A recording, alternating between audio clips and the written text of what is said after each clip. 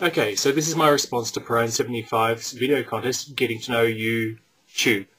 I know this contest is well over and done, but he's asked for people to keep sending in submissions, and I actually quite like the questions, so I'm keen to have a crack at it. I'll have a go at the compulsory questions first. So, what's my first name? It's Michael. It's posted on my site, so there's no great secrets there. Where am I from? That sounds like a simple question, and I'll just get some props. The short answer is, I'm an Australian from Sydney. There you go. The long answer is that I'm actually also British, and because I come from a military family, I actually don't have a hometown. We moved around a lot when I was a kid, and by the time I was 12, I'd spent half my life overseas, so I've actually been out of the country quite a lot. But at the moment, I'm living in Sydney. I've been here for quite a few years now, so from Sydney is good enough for the question. Let's see. How old am I? I'm 36, which is actually a real surprise. I don't feel that old, and it only sort of highlights it when you start looking at the other YouTubers, how young they are. Sort of makes you feel older, but I'm not worried about it. I quite like being this age because I quite like the stuff I've learned along the way. Now for the next question: pets, spouses, children. I have no pets, although I do occasionally have to visit a cat. I have no children, and I have a girlfriend who I've been seeing for a couple of years, who's currently living in Germany. She's over there working for a year. I seem to be a bit of a magnet for long-distance relationships, so the idea of just a year apart is not that freaky. I've been over to visit her already. In fact, I helped her move. I helped pack up her stuff in Sydney, then she left, then about a week later I left, went and helped her set up a flat, and then came back here. So if you've ever had to help a friend move, don't whinge, because it can be a lot worse than having to move them around the corner. Now, hobbies and fun. It's a little bit of a weird one. I've been working pretty hard, so I don't have a massive creative outlet. I used to fly aerobatics, Experimental Aircraft Association, but I haven't done that for quite some time. I'm not even current anymore. For creative stuff, I quite like photography. Okay, another thing I like doing, I like travelling, and I don't mean that in the way when like a 17-year-old girl applies to be the receptionist and she puts down on her CV that she likes travelling and socialising. I actually travel my ass off. If you've ever watched the Where in the World is Matt or Where on Earth is Matt video clips on YouTube, that's the style of stuff I do. He and I have actually used the same tickets, and it's one step short of a scam against the airlines. It's actually really cheap, and you get to cover a lot of ground with it.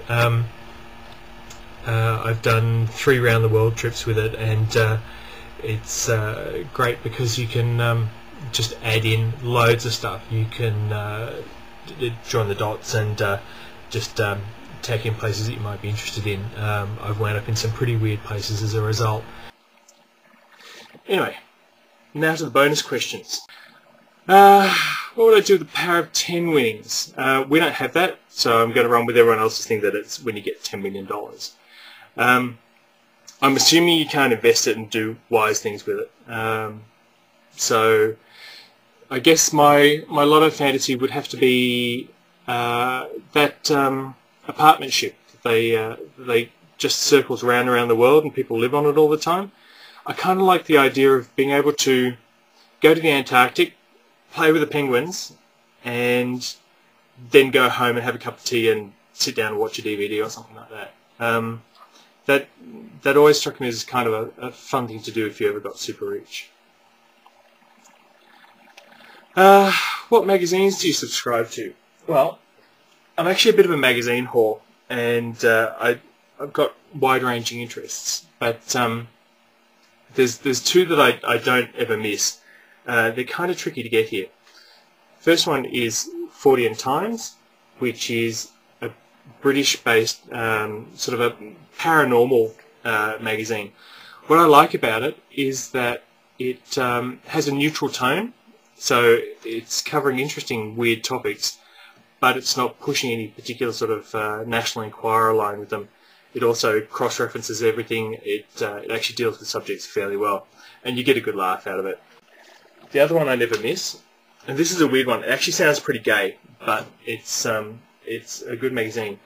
It's Kateigaho International Edition. Now, if anyone speaks Japanese out there, I've probably fucked that up totally. I've never heard anyone actually have to say the magazine name out loud, and it's just my way of reading it. What it is, it's a Japanese arts and culture magazine. It covers a huge range of topics sort of just on various Japanese things. In this particular issue, we've got an article on traditional Japanese dyeing techniques. We have an article on Japanese lilies and their introduction to the West, on painting waterfalls, and an etiquette guide for when you go to the fish markets in Tokyo. So, for my money, it's actually the best produced magazine in the world.